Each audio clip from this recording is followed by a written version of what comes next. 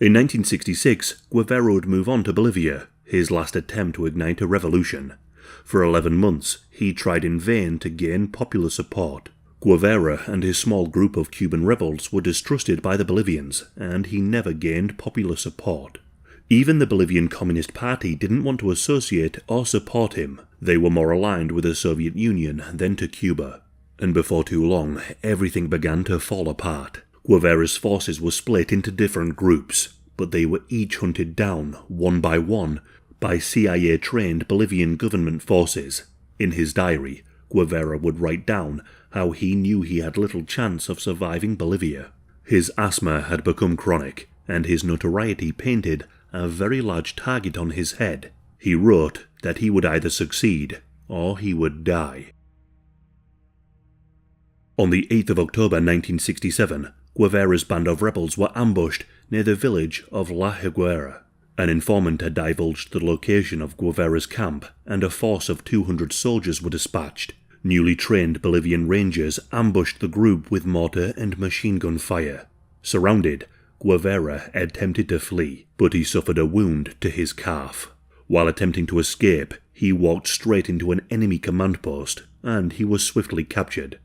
On his surrender, he reportedly told the soldiers, "I am Che Guevara. I am worth more to you alive than dead." During the firefight, 9 Bolivian soldiers and 11 of Guevara's rebels were killed. Guevara and some of the dead rebels were taken to and held in a school. The next morning, the Bolivian soldiers received orders from the president that Guevara was to be executed. There was to be no trial where he could preach his revolutionary rhetoric. However, this was reportedly counter to American plans to interrogate him further.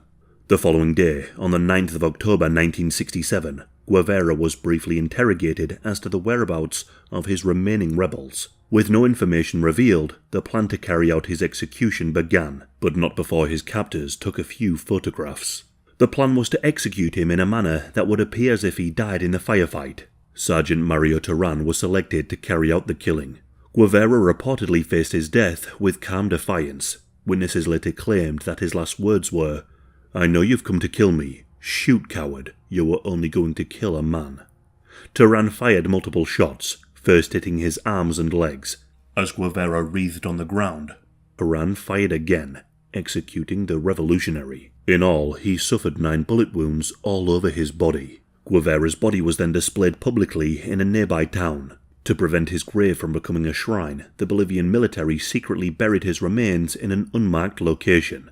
They would not be discovered until 1997, when his bones were exhumed and returned to Cuba for a state funeral. The death of Che Guevara sent shockwaves around the world. For revolutionaries and leftist movements, he became a martyr and a symbol of resistance against imperialism. His writings, especially his call for creating 2, 3, many Vietnams, inspired generations of guerrilla fighters and activists. His famous photograph, taken by Alberto Corder, would become one of the most reproduced images in history, plastering many student walls and t-shirts. It transformed Che into a global pop culture icon and a commodity, often separated from his violent life and his ideology. However, Che Guevara's legacy remains deeply contested. From his role in overseeing executions during the Cuban Revolution to his unwavering belief in violent revolution, Guevara was all for political violence. His story is one of profound contradictions. He was a doctor who took up arms, a violent revolutionary who inspired millions, whilst waging guerrilla warfare wherever he could, and he remains one of the most recognizable figures of the 20th century.